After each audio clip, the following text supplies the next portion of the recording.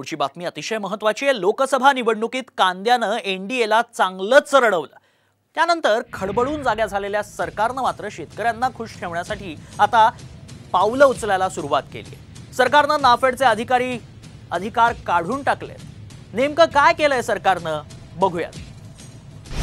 कांद्याने रडवले, नाफेडचे अधिकार काढले।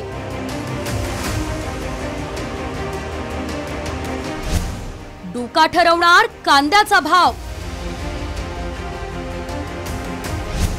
नव्या निर्णयाचा फायदा की तोटा?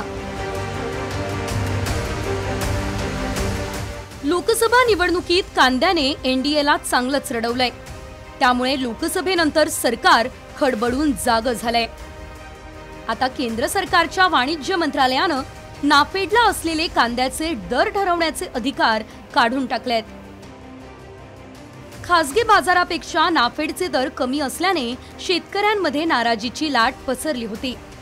त्यामुळे आता नव्या निर्णयाच्या माध्यमातून शेतकऱ्यांना दिलासा देण्याचा प्रयत्न करण्यात आलाय। आता नाफेड नव्हे तर डोका कांद्याचे दर ठरवणार आहे। नाफेड आणि खासगी बाजारातील कांदा खरेदीत 500 रुपयांची तफावत आहे। दरात तफावत असल्याने शेतकऱ्यांनी नाफेडकडे पाठ फिरवली।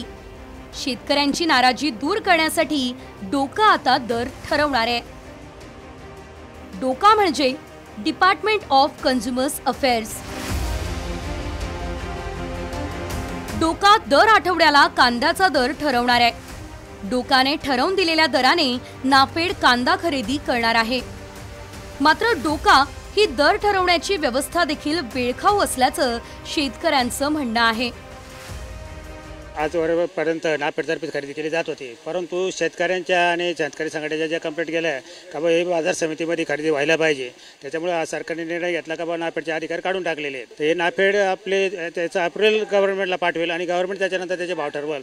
याच्यामध्ये जे मोठा वेळ जाईल आणि शेतकऱ्यांना त्याच्यात निश्चित कोणता भाव ठरला काय ठरला याचं जर ओपन झालं तर शेतकऱ्याला त्याचा फायदा होईल।